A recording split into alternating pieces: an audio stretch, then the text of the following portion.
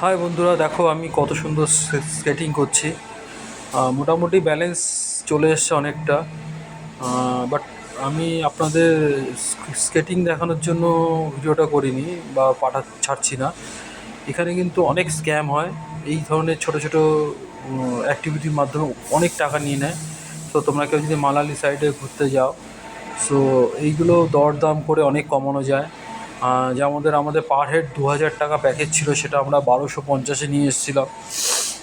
So তোমরাও চাইলে অনেক দরদাম করতে পারো। এই দেখো পড়ে গেলাম আমি। আহ, ভালো মজা হয়েছে, বাট এগুলো নানা রকম স্ক্যাম থেকে যাতে বেঁচে থাকা যায় সেই দিকে সচেতন থাকবে।